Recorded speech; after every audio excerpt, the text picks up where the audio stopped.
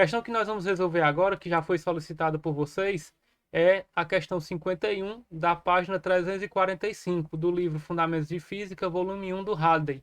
Eu vou ler aqui o enunciado da questão, separar as informações e logo em seguida nós começamos a resolver. Então, vamos lá, acompanha aí a leitura. Um avião está voando em uma circunferência horizontal a uma velocidade de 480 km por hora. Então, vamos começar separando as informações. Primeira informação que ele fornece é a velocidade do avião, de 480 km por hora. Se as asas estão inclinadas de um ângulo θ igual a 40 graus, então nós temos aqui o ângulo de inclinação do avião com relação à horizontal é de 40 graus. Qual é o raio da circunferência? Então ele quer que a gente calcule o raio da trajetória circular que ele está descrevendo devido ao seu posicionamento inclinado com a horizontal. Veja que o avião ele executa esta manobra de inclinação das asas justamente para que ele consiga executar uma curva, né? Diferente de um carro que tem aí a ajuda da força de atrito para proporcionar, para permitir, para fazer com que ele consiga executar uma curva, o avião não tem. Então é necessário que ele faça essa manobra de inclinar as asas para que a força de sustentação desse avião seja responsável por permitir que ele mude a direção do seu movimento. Então veja que a trajetória circular que ele está descrevendo está num plano horizontal. Então vou representar aqui o que seria parte da trajetória que ele está executando, tá? Aqui é a circunferência que ele está executando. E para que a gente possa então resolver a questão, eu vou também representar as forças que estão atuando no avião. Que forças são essas? Primeiro, nós temos a força peso, que como nós sabemos sempre é representada de forma vertical e para baixo. Então aqui a força peso. E temos a força de sustentação, provocada aí pela diferença de pressão gerada pelo movimento do avião com relação ao ar e o formato especial que as asas dele possuem. Então vou chamar essa força aqui de sustentação de força S, tá? Veja que com relação ao plano circular do movimento, a força peso está perpendicular. Ela não é tangente ao movimento, mas é perpendicular, fazendo com que não seja necessário a gente efetuar nenhum ajuste nesse vetor da força peso. Porém, a força de sustentação, ela não está nem no plano, nem perpendicular, nos obrigando assim, para que a gente possa melhor fazer a análise dessa força, a decompor. Decompondo essa força, nós vamos encontrar uma componente que está apontando para o centro dessa trajetória, que eu vou chamar de componente centrípeta da força S, e uma outra componente perpendicular ao plano dessa trajetória. Ela não está no plano, portanto, ela não tem como ser tangente à trajetória, mas é uma componente perpendicular. Então, eu vou chamar essa componente de componente perpendicular do S, tá? Veja que dessas duas componentes, nós podemos concluir que esse ângulo θ, ele é alterno interno a este ângulo aqui. Então, é o mesmo valor, ângulo θ.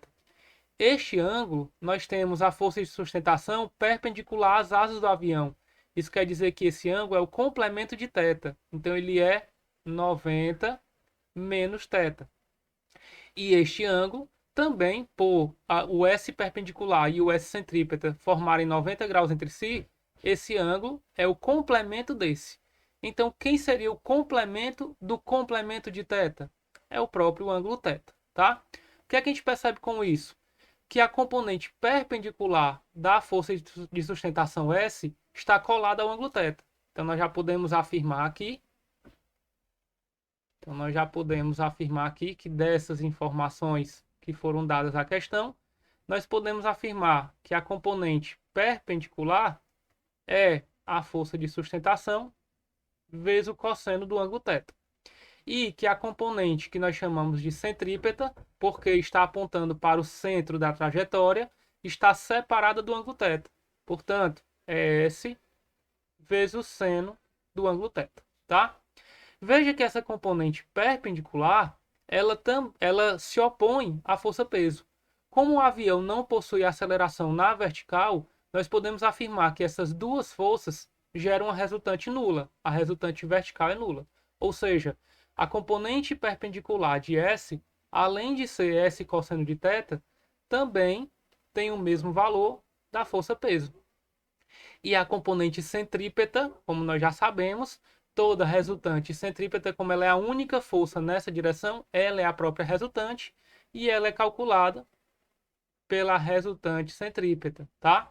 Sabendo que o peso é calculado por mg e que a resultante centrípeta é mv ao quadrado sobre r, nós podemos pegar essas duas relações e montar um sistema. Como é que a gente vai fazer isso? Primeiro, ele quer que a gente calcule o raio dessa trajetória. O raio se encontra nessa expressão. Então, nós vamos pegar o S seno de θ e igualar essa equação. Vai ficar assim, ó.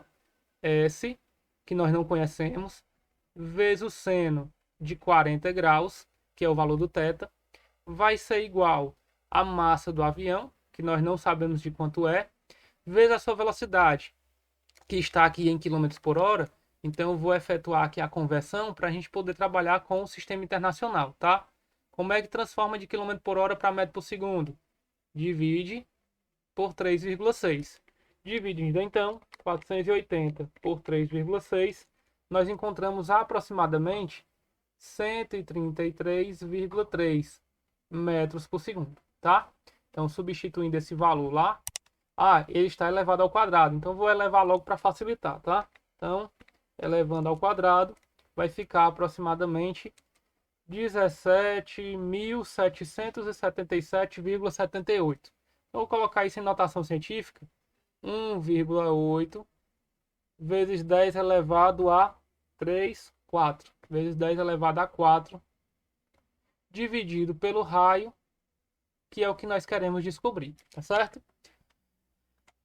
Tendo já essa expressão, nós precisamos então do valor do S para substituir aqui. Aí eu vou aqui do lado, lembrar que o S vezes o cosseno de 40 é igual ao peso, que é m vezes g, ou seja, m vezes 9,8, tá?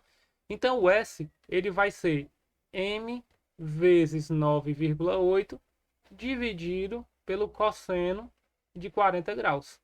Substituindo isso nesta equação, nós teremos no lugar do S m vezes 9,8 dividido pelo cosseno de 40 graus vezes o seno de 40 é igual a m vezes 1,8 vezes 10 à quarta dividido por r. Veja o que é que apareceu. Nós temos a massa nos dois membros da igualdade. Então, nós podemos simplificar a massa da esquerda com a massa da direita. E aí, todos os outros valores são conhecidos. Veja que o seno de 40 a gente consegue calcular. Seno de 40 graus é 0,64. 0,64. O cosseno de 40 graus é 0,77.